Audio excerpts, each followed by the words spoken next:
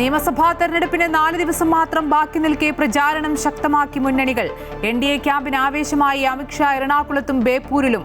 ശബരിമല സ്വർണ്ണക്കൊള്ളയിൽ LDFും UDFും പരസ്പരം സഹായിക്കുന്നെന്ന് അമിത്ഷാ. രാഹുൽ ഗാന്ധിക്കും വിമർശനം. പ്രകാശ് ബാബുവിന്റെ റോഡ് ഷോയിൽ പങ്കെടുത്ത് ആയിരങ്ങൾ. കോൺഗ്രസ് അധ്യക്ഷൻ മല്ലികാർജ്ജുൻ ഖർഗെ ഇടുക്കിയിലും കൊല്ലത്തും. FCRA ബില്ല് ന്യൂനപക്ഷത്തെ ലക്ഷ്യം വെച്ചുള്ള ബില്ലെന്ന് ഖർഗെ.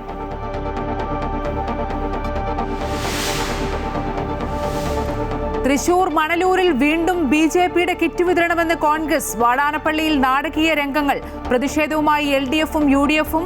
കോൺഗ്രസ് സ്ഥാനാർത്ഥി TN പ്രതാപൻ അറസ്റ്റിൽ. കിറ്റ് നൽകിയവർ ഇപ്പോഴും പുറത്തെന്ന് TN പ്രതാപൻ. കിറ്റ് കസ്റ്റഡിയിൽ എടുത്തെന്ന് പോലീസ്.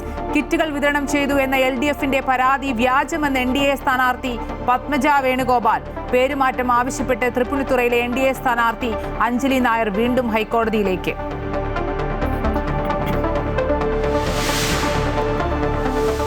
കർണാടക കുടകിൽ ട്രെക്കിങ്ങിനിടെ കാണാതായ നാദാപുരം സ്വദേശിനി ശരണ്യയെ കണ്ടെത്തിയത് 4ാം ദിവസം വനമേഖലയിൽ നിന്ന്.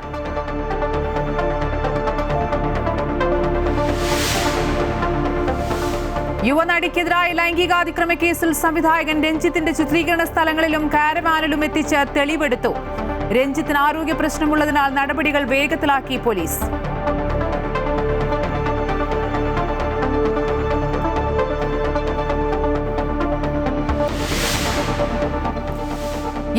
എന്റെ സഹോദരങ്ങളെ, ഒരു പുതിയ വാർത്ത ഞാൻ നിങ്ങളെ അറിയിക്കുന്നു.